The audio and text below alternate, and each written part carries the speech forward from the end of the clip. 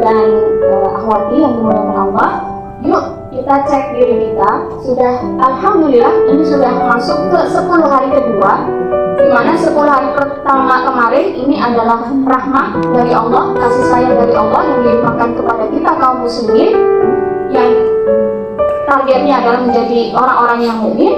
Yang berikutnya di 10 hari terakhir, tengah-tengah ya, 10 hari kedua di pertengahan, ini adalah maghfirah, pengampunan. Yuk, belum ada kata terlambat, mumpung masih 11 hari, masih ada banyak hari yang lain ke depan, kita koreksi, kita evaluasi.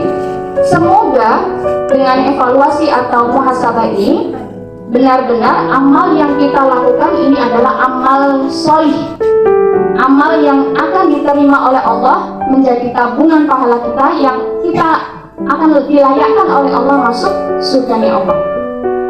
Tapi amal sholih itu syaratnya ada 2. Jadi kalau kategorinya itu amal sholih, maka yang pertama, selalu ketika kita melaksanakan amal sholih tersebut, niatnya ikhlas lillahi ta'ala. Jadi apapun yang kita lakukan itu hanya karena Allah semata. Ya, orang yang ikhlas itu fokusnya di proses, fokusnya di ikhtiar, bukan di hasil. Misal, tadi sebagai ibu, kalau yang happy, bahagia di dunia itu, mungkin anaknya kita udah jor-joran, sudah ikhtiar optimal, tetapi anaknya masih, misalnya masih bedut atau masih nakal gitu. Kita sebagai ibu yang tadi menjalani amal sholih karena Allah semata, itu tidak fokus di hasil, tapi di proses.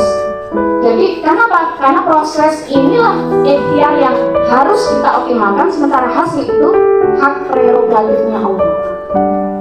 Pun dalam kehidupan rumah tangga, kalau kita sudah totalitas menjalankan peran sebagai ibu rumah tangga, sebagai istri, tapi suami kita mungkin tidak menghargai, mungkin tidak seperti yang diharapkan, atau romantis gitu ya, menghargai atau mengucapkan terima kasih kepada kita, maka kita sebagai ibu atau istri ketika melakukan amal soleh dan itu karena Allah, maka bagaimanapun suami sikapnya itu tidak akan mempengaruhi amal yang kita lakukan.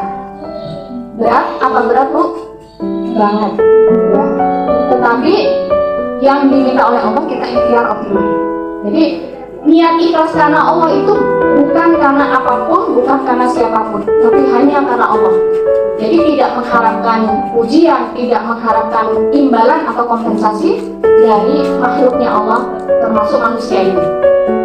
Nah, yang kedua, harus benar caranya, atau shawab, as-shawab.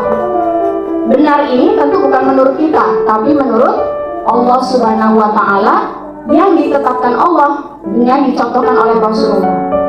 Jadi tidak bisa mengada-ada, tapi harus punya ilmunya.